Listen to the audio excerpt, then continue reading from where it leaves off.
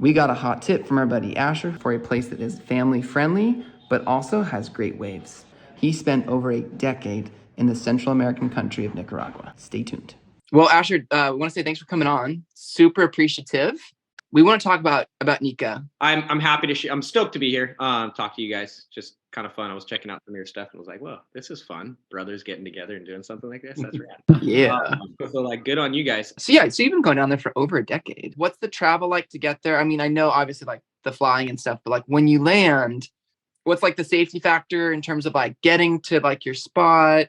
Do you feel like the beaches are safe? Is it suitable for, for young kids or young families? Think hard, Asher, because your answers are going to impact these three gentlemen. I know. And, I think you three will like my answer actually, but okay. I'll probably come around to talk about travel.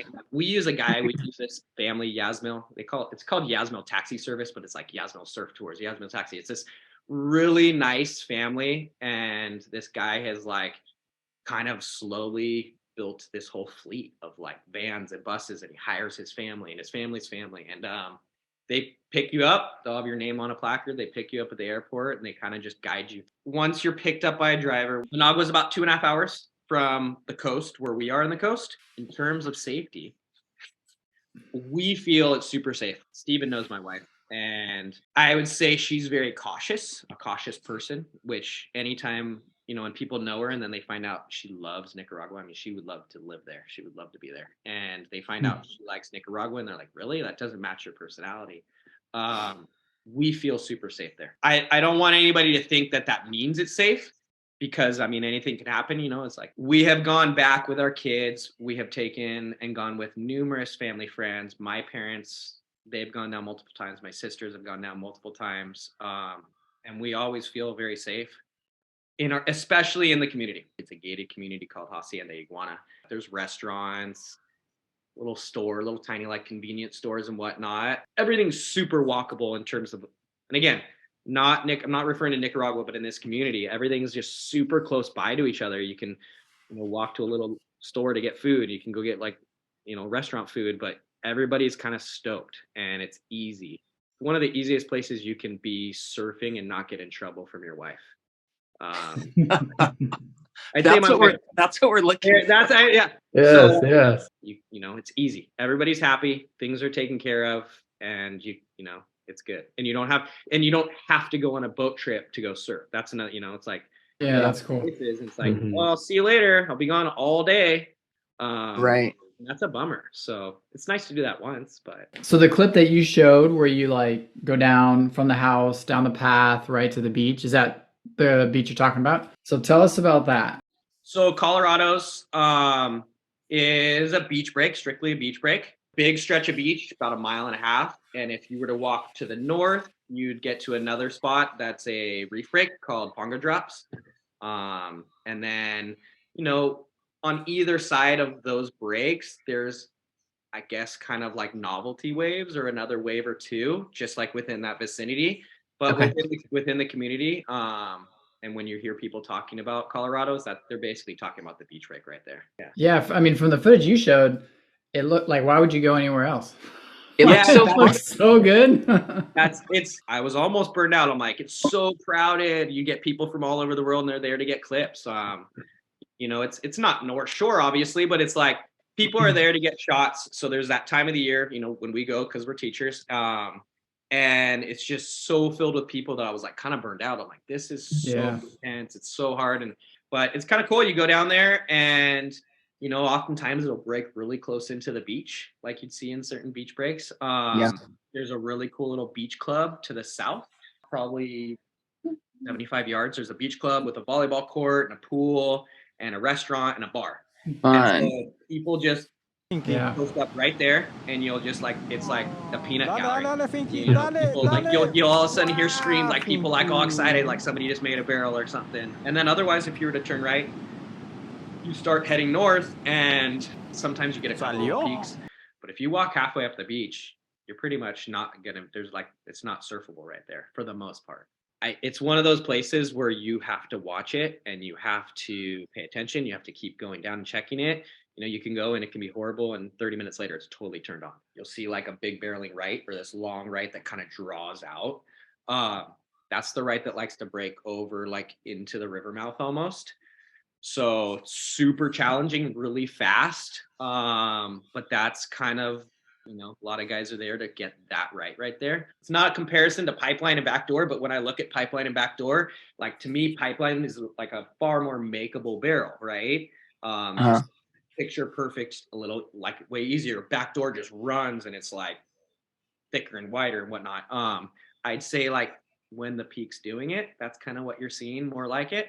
What about sea creatures? Are there crocs or caiman in that river that flows out? So there are. What was the first one you said? Crocs.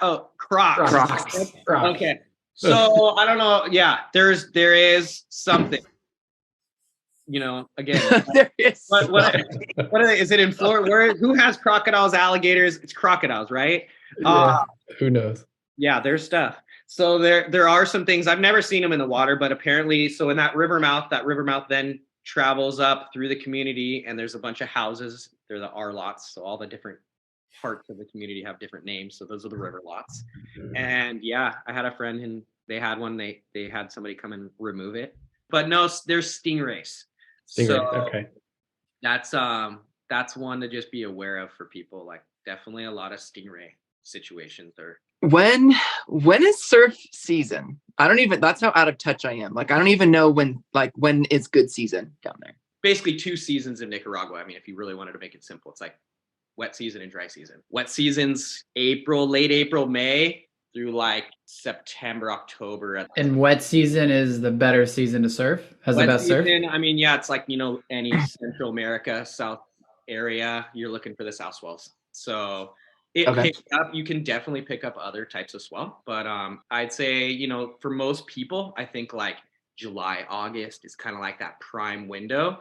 Also happens to be by far those most crowded months. Yeah, and depending on summer. depending on where you go in Nica, I mean, there's still definitely gems and places that you can score without people. But what's the water temp down there? No, I think most of the year mid 80s or like 80s, mid 80s in the summer. 80s. Yeah. Oh my gosh. And then there's times where it's like, oh, like you're almost not refreshed sometimes. It's too warm. There are times. Yeah. It can get like upper 60s. Oh wow. Yeah. What? Yeah. I didn't know it got that cold. Probably more like lower 70s. Hey, okay, so since you're now part of the green room crew, we always rate our reviews.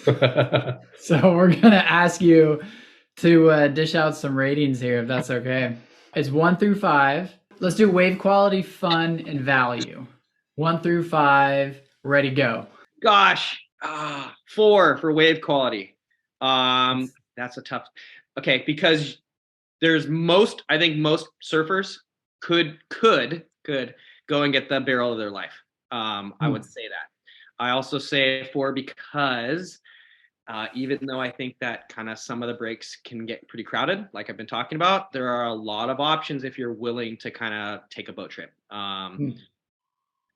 Manzanillo, playgrounds, Popoyo, you can go to a lot of different spots within an hour and a half, and you can get really fun long waves. So there you go. Fun. I'm old, so I'm not like looking to party, and I have a family. So fun, I'm gonna say 4 also for fun. But if I were like someone who wanted to go party, you probably want to go somewhere else. I mean, you could party, but it's not like there's gonna be like clubs that are close by and accessible or anything like that. Yeah. And then family-wise, I think it's super fun, but I know like some people need more activities, and there are things to do.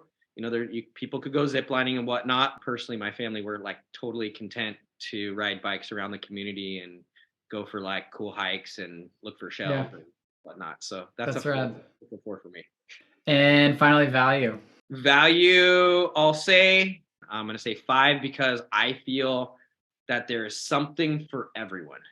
If you are a backpacking surfer, you could go find a place, $20 a night, $15 a night, something like that. I don't know. Pay probably some pretty cheap rates somewhere else.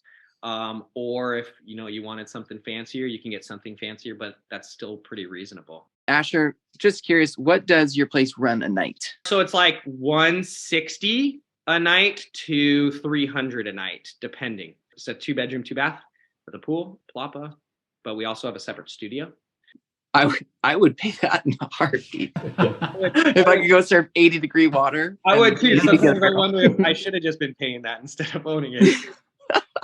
As you can see, a family-friendly vacation paired with good waves is possible. Have any tips for the first-time travelers? Or better yet, have a different place that you think fits the bill? Leave us a comment below. Otherwise, we'll see you out in the water.